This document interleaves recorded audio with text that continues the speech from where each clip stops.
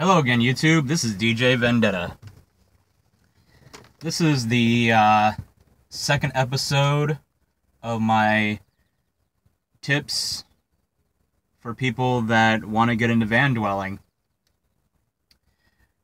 On this episode, I'm going to go through a list of vehicles that I think would be ideal for someone trying to get into this lifestyle.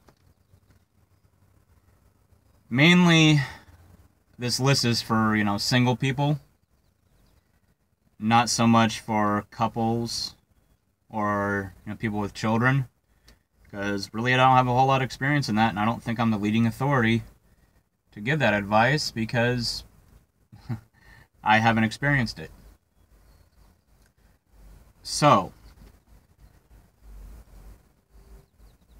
to begin that list, I'm going to have to say one of my top favorite vehicles for this type of lifestyle from, videos I've watched and my general knowledge of vehicles would be, I would have to say the GMC Safari or the Chevy or Chevrolet version, the Astro. The reason why I say that is because it's a well-built vehicle that still has a full frame. It's not a unibody. It's not something that's gonna, not be able to handle the extra weight that you put into it with the, with all the stuff you're gonna, want in the back, all the amenities and things of that nature. But it's also a vehicle that's not too big. It's a vehicle that you can easily park, easily drive, easily find parts for, work on it yourself, and has decent reliability.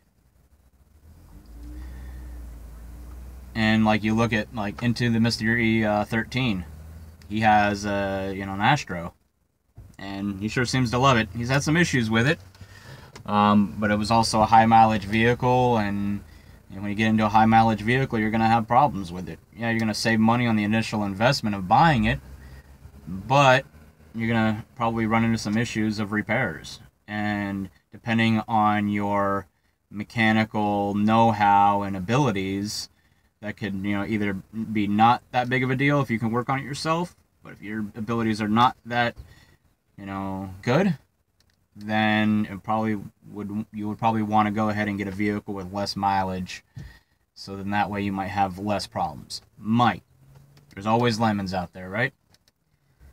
So that being said, that's, I think, probably my top pick for for a mobile dwelling, van dwelling, vehicle.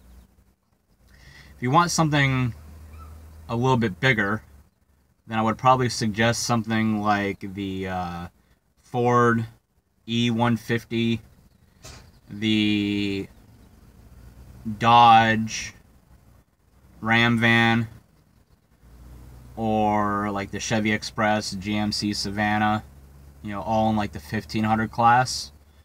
Some of them you can get them with 6 cylinders, which, it doesn't have as much power going up and, going up hills or being able to, really get up and go, but you'll be able to save in fuel economy. And again, it's not that big of a vehicle. It's only going to be slightly larger than the Safari or the Astro. And it's also going to just give you a little bit more room for, your belongings, a little bit more room for a bed and your build out and all that kind of stuff. But it's not going to be not as easy to find parking. So that's one of its downfalls. But with those vehicles, they're easy to find parts for. With all of them, all the ones I've listed so far. It's not going to cost you a whole lot to get the vehicle repaired if you need it. And it's going to be reliable. And then the third class of vehicle, I guess, would be maybe like a minibus, an ambulance, you know, or some kind of 2500, 3500 class van. And the reason why I listed those as my third is, again, just down to size. You know, if you don't need the space, don't get the larger vehicle. Speaking of bus, there's one right there. That would make an awesome van dwelling.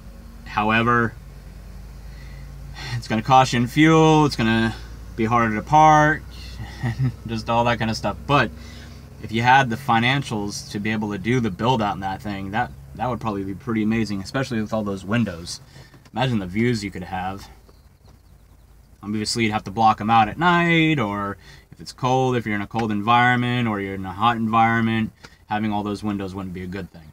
But if you're in an environment like here in San Fran, that would be an amazing vehicle outside of the parking issue. But I digress. Those are the only vehicles that I would really recommend for this lifestyle.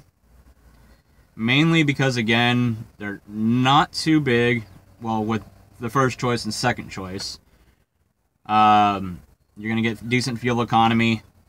You're going to have enough size if it's just, you know, you. If it's you and somebody else, maybe you might need more.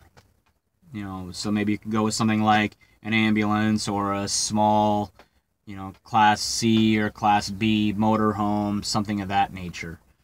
But if it's just yourself and you want to get into van dwelling and you don't want to spend too much money, you know, and you want to be able to do the build out to exactly the way that you want it, then doing a regular van build is ideal. And also, going back to my first pick with the GMC Safari or Chevy Astro, you can actually get those in 4-wheel drive.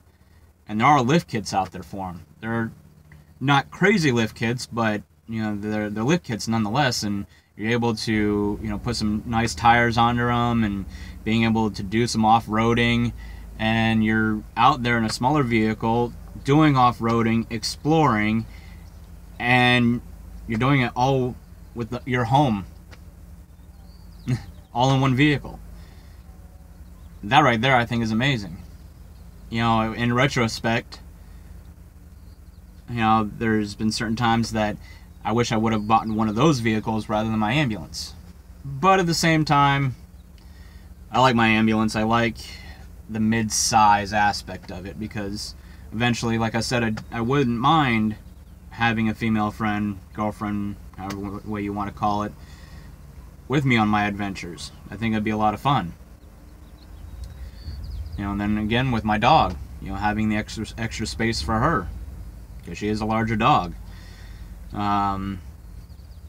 know, it affords us to not be constantly tripping over each other, and she's got a huge cage. And that could be really tedious in a smaller vehicle. So, I mean, eventually, you know, I'm not going to be having her in the cage when I'm not in the vehicle, as soon as she decides when she's going to stop chewing on things. As soon as she decides that, there goes the cage, and she can just roam around in the back or in the front and do what she wants to do. But she's just got to mature a little bit more and stop chewing. There's some loud motorcycles behind me. That's one thing I do miss, is riding. I haven't owned a motorcycle in several years now, but eventually I will again. So, what vehicles would I not suggest somebody to own? Well, I think that's going to be in the next video. Well, yeah, the next episode. Alright, YouTube. Until next time.